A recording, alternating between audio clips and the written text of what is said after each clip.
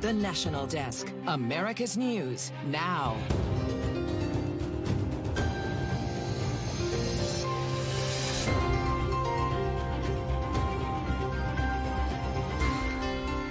Super Tuesday countdown. We are just 2 hours away from getting a glimpse of tonight's election results as voters in 15 states head to the polls.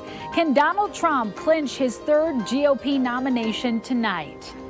What we don't welcome is mayhem. If you're committing crimes, causing havoc, you are going to pay the price.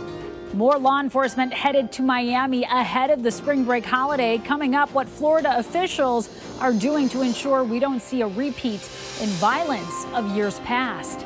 And the future of contraception may be over the counter. The first OTC birth control has shipped to retailers. What we know about how soon you can expect to see it stocked on store shelves.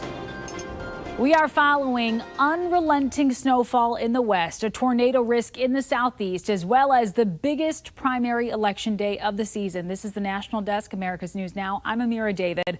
More snow is slamming the Northwest after parts of the Sierra got 10.5 feet of snow over the past 4 days. Meantime, 15 states and the American Samoa are holding primaries or caucuses today on what could be Nikki Haley's last stand against former President Donald Trump. Over a foot of snow is forecast in parts of California's Cascade Mountains, Oregon, and Wyoming. Parts of Interstate 80 around Donner Summit could get another 4 inches. It comes after 2 snowmobilers were killed in separate avalanches in Washington and in Idaho. And storms moving across the eastern Gulf of Mexico and Florida could lead to tornadoes in South Florida tomorrow and also Thursday. Meantime, on this Super Tuesday, Donald Trump has a commanding 273 to 43 delegate lead with 874 delegates up for grabs tonight. A clean sweep puts him very close to the 1,215 delegates he needs to clinch the GOP nomination for a third consecutive time. President Biden, meantime, he's facing a far different opponent, uncommitted. 7 states today allowing voters to vote uncommitted instead of for a specific candidate. Last week, 13% of Michigan voters expressed their disapproval of the president's handling of the Israel-Hamas war with an uncommitted vote and are urging others to follow in their footsteps. But this Super Tuesday is unlike any other because both major parties all but decided on who their presidential nominee will be. President Biden and former President Trump already looking ahead to the general election, and polls released in the last few days give an early sense of where voters stand. National correspondent Atra El-Nashar has a closer look at what they mean for each candidate. Democrats and Republicans lining up behind their respective candidates in what's essentially an early start to the general election. Polls out this week giving Democrats reason to be nervous about this rematch of 2020. In a New York Times Siena College poll, among voters who supported Biden in 2020, just 83% said they would vote for him again versus Trump if the election were held today, compared to 97% of Trump's 2020 supporters who say they'd vote for him again. Concerns about Biden's age and low approval on top issues like immigration and the economy, putting his supporters on the defensive. What matters is how people vote, and we have consistently, as Democrats, overperformed polls. I think Joe Biden has demonstrated that he'll beat Donald Trump, and he's going to beat him again. In a memo this week, Doug Sosnick, political strategist and former advisor to President Clinton, puts public sentiment at the top of a list of challenges for Biden. He points to NBC polls showing a majority of voters think the country is headed in the wrong direction and don't feel confident their children's lives will be better than their own. Sosnick writes, not surprisingly, these attitudes have led the electorate to vote against whoever is in power in 10 out of the last 12 elections. In many ways, 2024 doesn't look like other elections. This is really what our country's all about. We're going to bring it back. There's a contingent of Americans known as double haters, voters who have negative views of Biden and Trump. The New York Times estimates they make up 19% of the electorate. Trump facing dozens of criminal accusations. According to the Times, 53% of registered voters think Trump has committed serious federal crimes. Among Trump supporters, 21% think he's committed crimes, but still plan to vote for him. Presidential election, both candidates will have to find a way to appeal to moderate swing voters. For President Biden, his State of the Union address Thursday is expected to be his biggest opportunity to revive public opinion. And Atra, Republican presidential candidate Nikki Haley is heading into the night well behind when it comes to the delegate count. What is she up against tonight? A whole lot. Math for one, but a candidate in former President Trump who's still got quite a hold on the party. He's essentially being treated here as an incumbent. But Haley says she'll stay in this race as long as she's competitive. Now, from a delegate's perspective, she's never really been competitive. But if you look at her vote counts in New Hampshire and South Carolina, her support is not negligible. Now, if Trump were to walk away from Super Tuesday with every single delegate up for grabs, or even a majority of them, he still wouldn't quite be at the 1,215 needed to secure the nomination, but he'd be darn close. And keep in mind, there's another batch of primaries next week where he could cross the finish line. All eyes watching tonight, that's for sure. Atra Al-Nashar reporting in Washington, D.C. Thank you. There are some key primary races to follow tonight besides the presidential race, so we want to let you know about those. Perhaps the highest profile state race to watch is the Senate race in California. Congressman Adam Schiff, Congresswoman Katie Porter, Los Angeles Mayor Barbara Lee, and Republican candidate and former Major League Baseball star Steve Garvey all in the running for that position. The top two candidates, regardless of party, will face off in November. A Republican has not won a Senate race in California since 1988. And a live look here at San Antonio, Texas, where there's a separate Democratic primary for the Senate to take on Senator Ted Cruz in what could be a highly contested November matchup. And North Carolina is holding Democratic and Republican primaries for this year's gubernatorial election. Some experts call this a possible bellwether in an unpredictable election year. In other news, independent Arizona Senator Kristen Sinema will not seek re-election this year. Sinema, who caucuses with Democrats, faced a tough three-way election race. Recent Emerson College polls from last month show she trailed both the likely Democrat and Republican candidates, Mark Gallego and Carrie Lake, respectively. Head-to-head, the same polls show Gallego holds a lead over Lake. Texas fire officials are still working to control several record-breaking wildfires burning right now in the Panhandle. The largest fire, the Smokehouse Creek fire, still only 37% contained.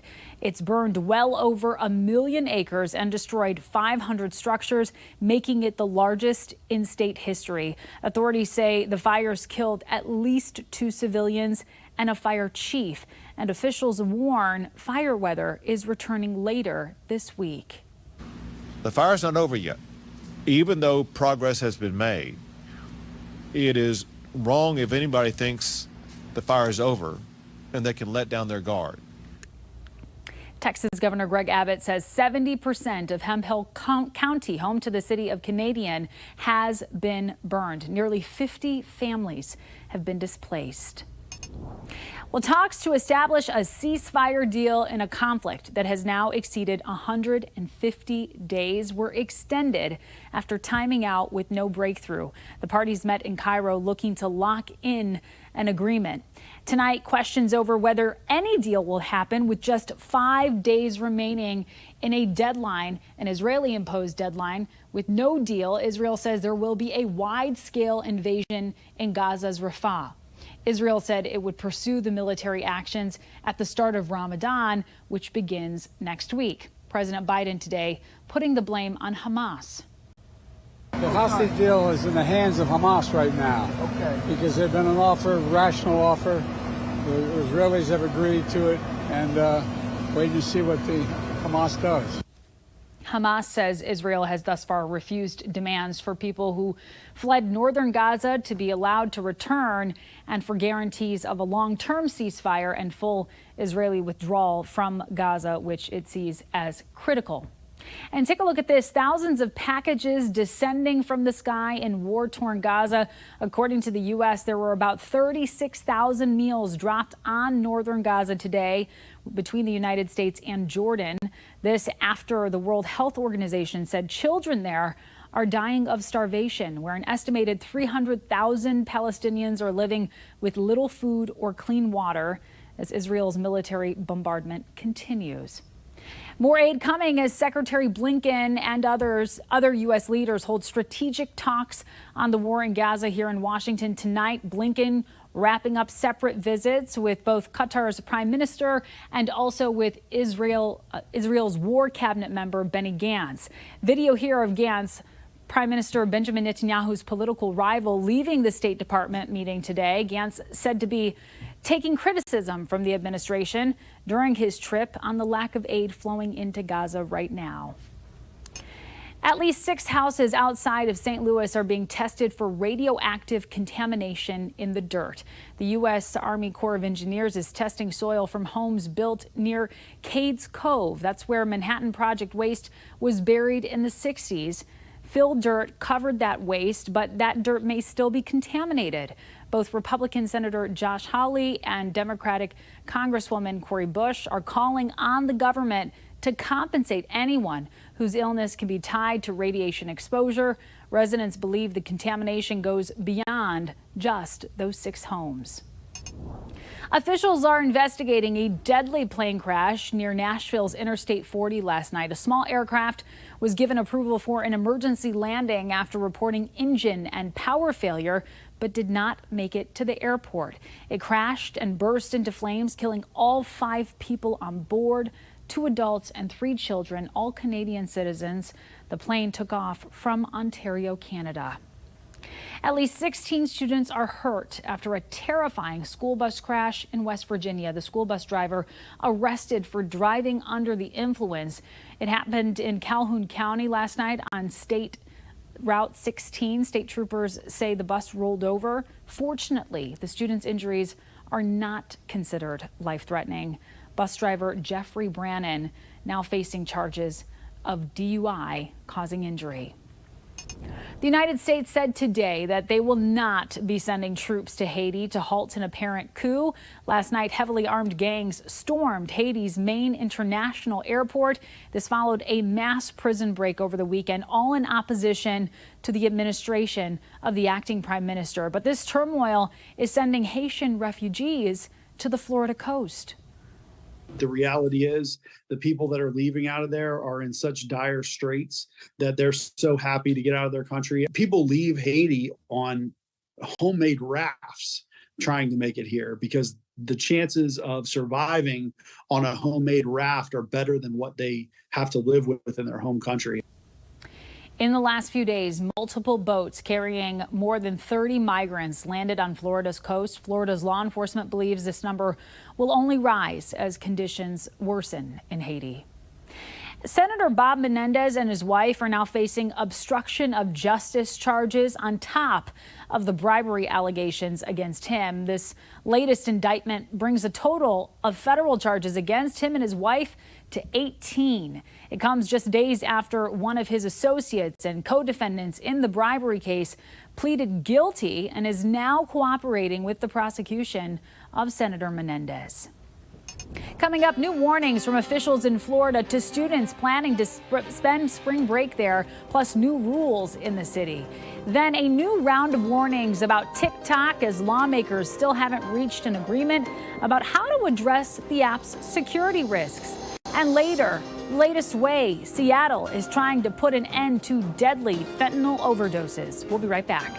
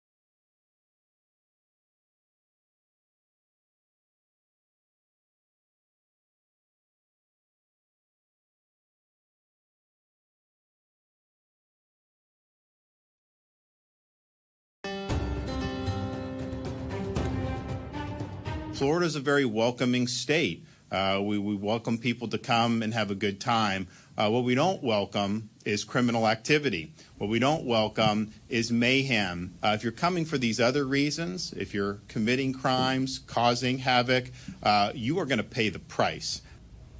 Florida's Governor Ron DeSantis issuing a very stern warning tonight to would-be spring breakers with trips planned to Miami Beach this year. The warning comes a year after Miami Beach declared a state of emergency following 2 fatal shootings. It was the 3rd year in a row that the city had to enact emergency measures to control disorderly crowds. In response, this year, the city of Miami Beach taking additional measures, trying to break through to young travelers with a new ad campaign that's bringing some levity to the matter, a breakup video of sorts. Take a look. Hey, we need to talk.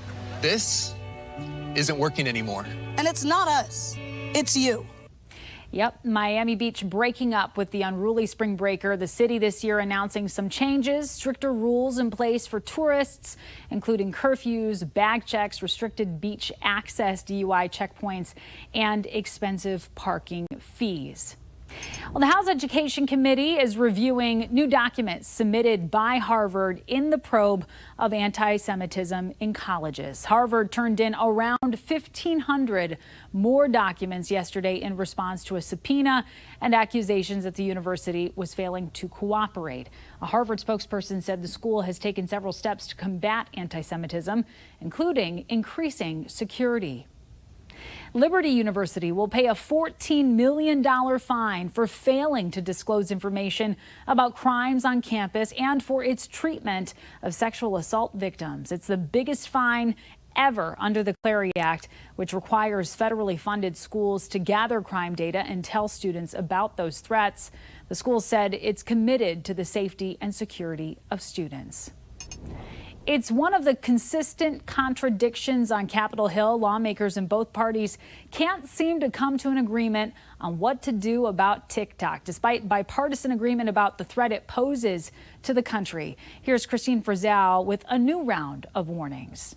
Today, I made easily the most expensive plate of pasta I've ever made. It's a platform that seems to offer something for everyone. Delicious delivery. But concerns in Washington are accelerating rapidly. If I can really do magic, look, 3, 2, 1. Not about magic or makeup, but about manipulation, since TikTok is owned by a Chinese company. They believe that this medium is the gateway to sort of picking the lock to getting access to young people and persuading the way that they view the world. Author Peter Schweitzer details evidence of China's campaign of influence in his new book, Blood Money, a chief strategy magnifying existing divisions in the United States. They create thousands, if not millions, of fake media accounts on social media in the United States posing as Americans. Half of them essentially say America's a racist society. The other half say, I only like white people. 1/3 of adults under 30 now report they regularly get their news from TikTok, up from 9% in 2020. Perhaps a key factor in President Biden setting up an account. You got to take a look at the other guy. He's about as old as I am. Despite calling it a national security threat. To allow a company that is owned by ByteDance, which is beholden to the Chinese Communist Party, to be the dominant news platform for the next generation of Americans, I think borders on national suicide. Top officials with ByteDance deny it's collecting data on Americans, but most lawmakers don't buy it, with a threat to ban TikTok if it's not sold to an American company. Still, there is no legislation ready to be passed, despite bipartisan agreement about the threat it poses. We would never have allowed CBS, ABC, NBC to be owned by the Soviet Union in the 1960s. And that is, I think, if anything, understating the degree of influence that we are seeing right now. Alarm bells from lawmakers. The campaign of influence is already being carried out on a platform they worry may be too big and too popular to rein in. I'm Christine Frizzell reporting for the National Desk, America's News Now. Stellantis fired more than 1,000 part-time workers this week. 341 of them were fired from a Jeep production plant in Toledo that participated in the weeks-long strike last year. This particular plant makes Jeep Gladiators and Wranglers. Both models have seen declining sales in recent years. Stellantis said strict emission regulations, especially out of California, make it hard to sell these kinds of vehicles. Most credit card late fees will be capped at $8. That's under a new rule. The White House announced the new regulations today, bringing the average late fee down from $32. Regulators say Americans will be able to save up to $10 billion every single year. Banks will also have to explain why they would need to charge more for a late fee. Women in the U.S. will soon be able to buy birth control over the counter. The manufacturer of Opill just started shipping the medication to major retailers everywhere. Walgreens and CVS both say they will offer the product. It'll be available on CVS.com in late March. By early April, CVS says more than 7,500 stores will have it stocked. The Opill is expected to have a huge impact on women who would otherwise not have access to the prescription form of oral contraception that is covered by health insurance.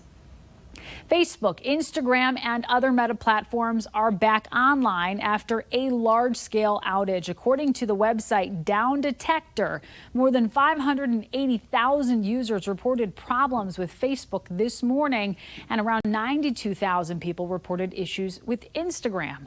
Meta said the problem was resolved as fast as possible.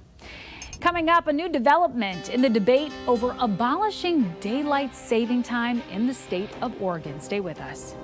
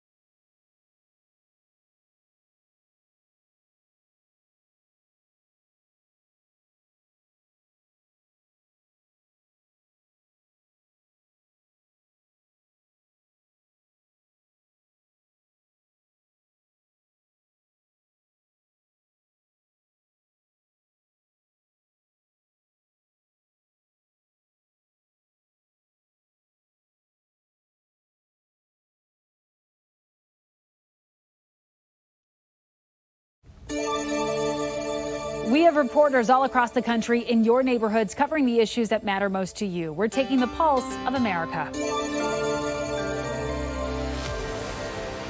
On Monday, the Senate narrowingly passed Senate Bill 1548, a bill that would eliminate daylight saving time in Oregon, but only if neighboring states, Washington and California, get on board too. Doing this allows us to be in sync, and not having it in place means that Washington and California could pass it and we would not be in sync. Senator Kim Thatcher sponsored the bill. She says it's a hassle adjusting to new times twice a year. The federal law has for many decades allowed for states to only observe standard time.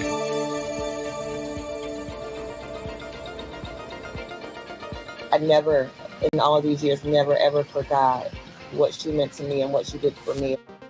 A former student of a woman who died after being hit by a bus in Cincinnati this January says the news hit her hard. The family of the victim, 87-year-old Beverly Kinney, is preparing to file a lawsuit against the Southwest Regional Transit Authority and Cincinnati Metro. The suit is focusing on the driving record of the bus driver whose license was suspended and hiring practice at the Metro. Despite the tens of thousands of people who sought help for drug use in King County last year, the number of fatal overdoses continues to climb, especially involving fentanyl. I think it's a problem that has to be solved. Everybody that is getting better is because they're getting treatment. Delivering that treatment is part of an expanded approach county leaders are taking, led by Executive Dow Constantine. While other communities may look at this and see an unsolvable crisis, King County is taking action. A 16-bed residential treatment center is one part of that solution, slated to open later this year.